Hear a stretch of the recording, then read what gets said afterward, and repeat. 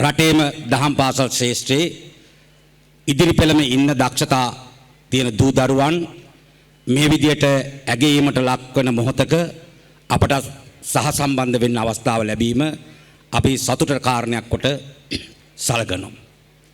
අපි දන්නවා මේ සමාජයේ අද තියෙන තත්ත්වයෙන් අපි හිතන දියුණු සමාජයක් නිර්මාණය කරගන්න නම් සියලුම ආගම් වලට සැබෑ ආගමික කරුණු යහගුණ අපේ දූ දරුවන්ට වැඩිහිටියන් අපි කාටත් කාන්දු කරන්න ඕනේ සම්ප්‍රේෂණය කරන්න ඕනේ කියලා අපි විශ්වාස කරනවා.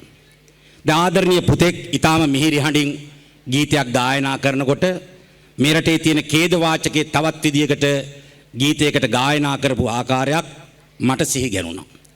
එඩ්වඩ් ජයකොඩි මාල්නී බුලත් සිංහල දෙපළගෙන් මිහිරි හඬින් කියපු ගීතයක තියෙනවා බුදුබණ නිරන්තරයෙන් අහපු රටක් බුදුබණ නිරන්තරයෙන් කියපු රටක් හැබැයි අපි ගතිගුණ අතින් තාමත් වනාන්තරේ කියලා.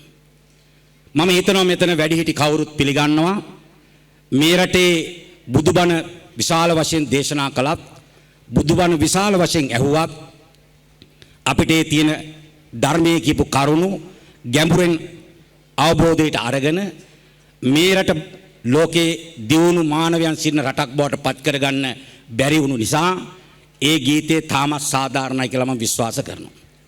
නමුත් නව රජයක් හැටියට අපිත් මම හිතනවා අපි බලයට ගෙනාපු ජනතාවත් අපි බලයට ගෙනාපු නැති වුණත් අනිත් ජනතාවත් බලාපොරොත්තු වෙන්නේ දියුණු රටක්.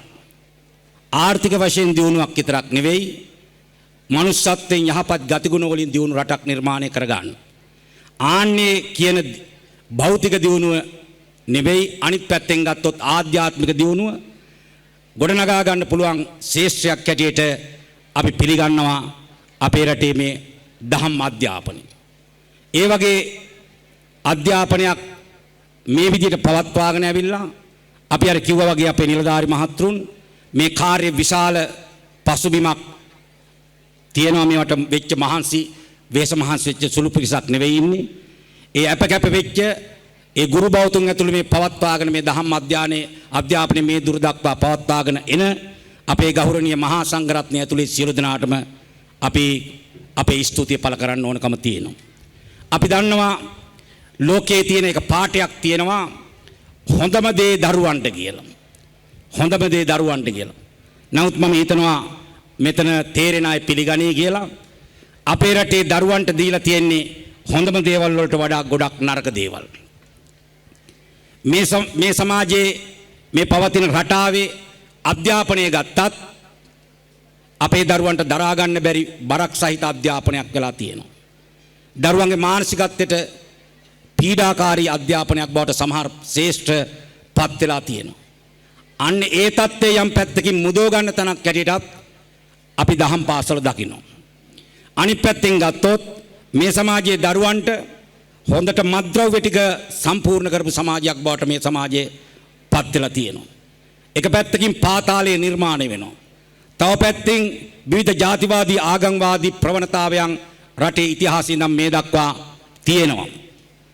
එමනම් අපි හිතන අර යහගුණ පිරි සමාජයක් හදන්න ඒවා බාධා හැටියට අපේ ජනාධිපති අනුර කුමාර දිසානායක සහෝදරගෙන් ඉඳන් අපි කවුරුත් පිළි අරන් තියෙනවා.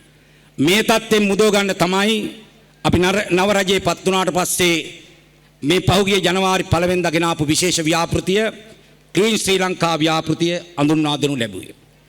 අපේ ඒකේ බලාපොරොත්තුව තියෙන්නේ ඔය සමහරු ඒ ක්ලීන් ශ්‍රී ලංකා ව්‍යාපෘතිය තේරුම් අරන් තියෙන්නේ මේ ඇලදොලවල් පිරිසුදු කිරීම, බස් නැවතුම් පොළවල් ටික පිරිසුදු කිරීම, කාණු පද්ධතිය පිරිසුදු කිරීම වගේ පටුතැන් වලින් සමහරු එක තේරුම් අරන් තියෙනවා.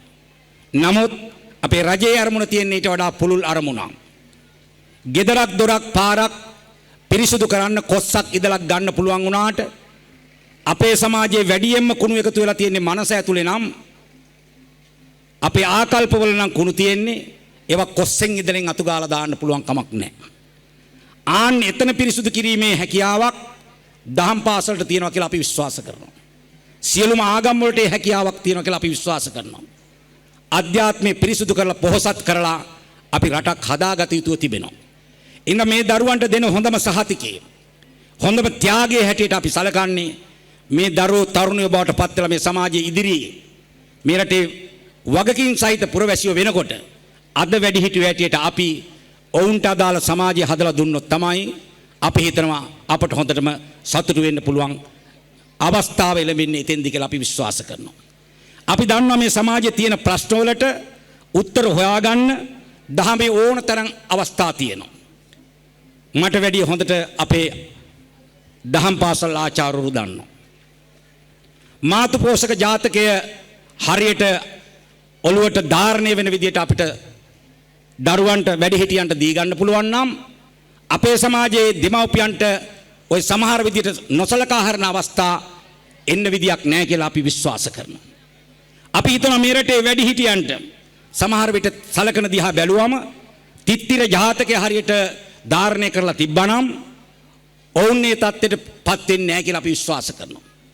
අපේ රටේ ජාතිවාදී කලකෝලාල දිහා බැලුවම මේ මරා ගැනීම යුද්ධ දිහා බැලුවම ඉතිහාසයේ සාම ජාතකයේ හරියට අපිට මේ සමාජයට දැනෙන්න කියන්න හැඟෙන විදිහට ධාරණය කරගන්න තිබුණා නම් අපි හිතනවා ඒ තත්ත්වයක් මේ සමාජයේ උදා වෙන එකක් නැහැ කියලා.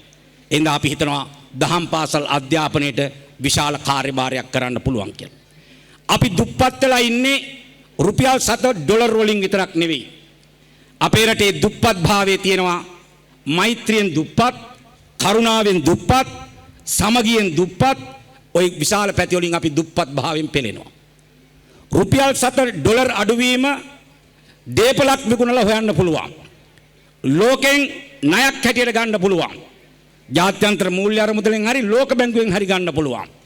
හැබැයි ලෝකේ කොහෙන්වත් ලංකාවට මෛත්‍රී අරගෙන ඉන්න බෑ, ණයට ගේන්න බෑ. ඒව දෙන බැංකු කොහෙවත් නැහැ. ආදරේ ලැබෙන ආදරේ ණයට ගන්න කොහෙවත් නැහැ. සමගිය කොහෙන්වත් ගන්න තැනක් නැහැ. ඔය කියන ಗುಣධර්ම හදන්න පුළුවන් ප්‍රධාන තැනක් තමයි දහම් පාසල. ගෙදර පවුල පාසල. අපි හිතනවා මේ සමාජය හදන්න ওই සියලු දේවල් පාවිච්චි කළ යුතුයි කියලා. ඉතින් එවන් කාර්යයකදී මම කිව්වා වගේ අපි හොඳම දේ දරුවන්ට දෙනවා නම් දැන් අපි හිතනවා මේ දක්වා අපි වැඩි හරියක් දරුවන්ට දීලා තියෙන්නේ බොහෝ දේවල් බැලුවම නරකම දේවල්. අන්නේ නරක දේවල් මේ සමාජයෙන් අතුගා දමන්න ඕනි. ඉවත් කර දාන්න ඕනි කියලා අපි විශ්වාස කරනවා. මේ රටේ පාතාලේ තියෙන්න පුළුවන් කමක් නැහැ.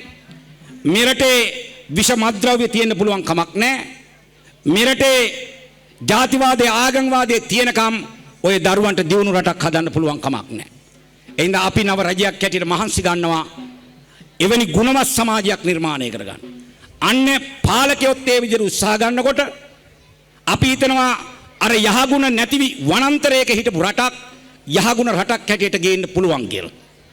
එහෙනම් අපි හිතනවා මේ රටේ අපි රෝගීන් හැටියට සමහරවිට අපි රෝගීන් බවට පත් වෙනවා.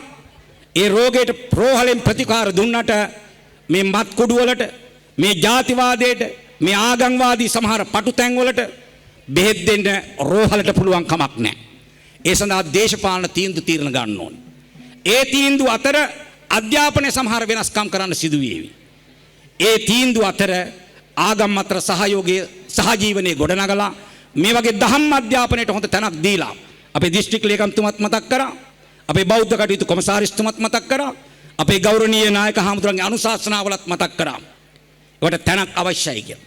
අපි සූදානම් නව රජයක් හැටියට ඒවා කතා කරන්න, සාකච්ඡා කරන්න, සංවාද කරන්න යම් තැනකට රට ගේන්න.